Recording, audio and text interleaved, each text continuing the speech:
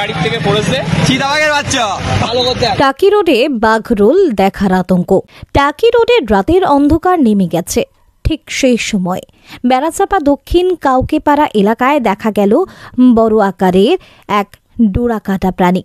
রাস্তার ওপর নিশ্চিন্তে শুয়ে থাকা ওই জন্তুটিকে দেখে মুহূর্তে ছড়িয়ে পড়ে গুজব, গাড়ি থেকে কি তবে বাঘের বাচ্চা পড়ে গেছে? এদিন রাতেই এই খবর আগুনের মতো ছড়িয়ে পড়তেই এলাকায় ভিড় জমতে থাকে। পথচলতি মানুষজন মোবাইলে ছবি তুলতে শুরু করেন। কারো কারো মুখে আতঙ্ক, এ যে স্পষ্টই বাঘের মতো।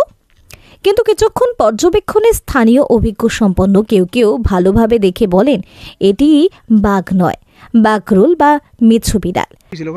টাকি রোডে বাঘরোল দেখা গিয়েছে, জানি না কোথা থেকে আসলো।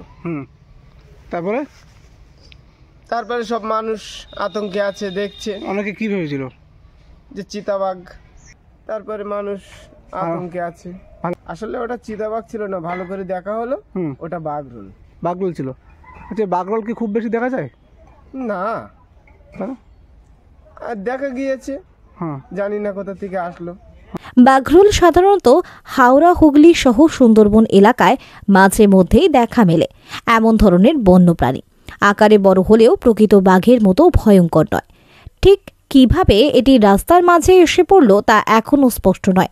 অনেকের ধারণা খাবারের সন্ধানে বা কোনো বাগান এলাকা থেকে বেরিয়ে এসে আলো আঁধারির মধ্যে রাস্তার ওপর আশ্রয় নিয়েছিল। দেগঙ্গার বেড়াচাপা দক্ষিণ কাউকেপাড়া এলাকায় বাঘরোল দেখা যাওয়ায় উৎসুক মানুষের ভিড় বাড়ে। যদিও কিছু সময় পর ওই বাঘরোলটি টাকি রোডের পাশের একটি জলা জঙ্গলে পালিয়ে যায়। এলাকায় এই দিনের ঘটনায় রীতিমতো চাঞ্চল্য ছড়িয়ে পড়ে। শেষ পর্যন্ত এটি বাঘ নয় বরং বাঘরোল, এই রহস্যের জট খুলতেই স্বস্তি ফেরে স্থানীয়দের মুখে।